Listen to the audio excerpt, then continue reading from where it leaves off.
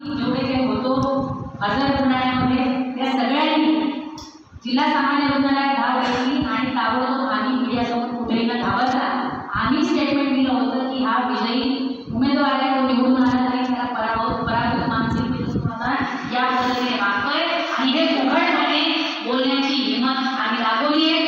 आम्ही भविष्यात आहे ज्या ज्या ठिकाणी तुम्हाला वाटतंय की नाही आता अडचण आहे आम्हाला फोन करा, कोणालाही फोन करा।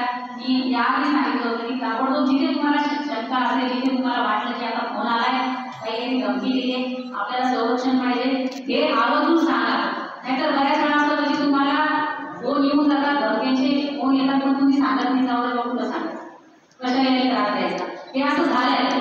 2 वेळा धमकी येते आणि तिसऱ्या वेळी जेव्हा हल्ला होतो तुझ्या तो हल्ला झाल्यावर घटना घडून गेल्यावर मला तुम्हाला एवढं सांगायचं की किंवा ही ताकीद होती त्यावेळी आवर्जून तो नंबर पाठवा की आम्हाला सांगा, आमच्यापैकी कोणाचे कानावर काढा, हे करावं लागणार आहे। समोरच्याला त्या ठिकाणी न घाबरता आपल्याला उद्या जरी असं वाटत असेल पोलीस प्रशासन सहकार्य करत नाही, जरी असं वाटत असेल न्यायपालिका सहकार्य करणार नाही, तरी ताकदीने यांच्या विरोधात लढावं लागणार आहे। आणि ज्यावेळी असं वाटेल की आम्हाला न्याय मिळत नाही त्यावेळी रस्त्यावर उतरून त्यांनी एक दिले तर आपल्यालाही 2 हात करायची तयारी दाखवावं लागणार आहे। ती तयारी आमची सगळ्यांची आहे, तुमचीही तयारी ठेवा, कुठेही घाबरू नका, हिंमत अजिबात धरू नका।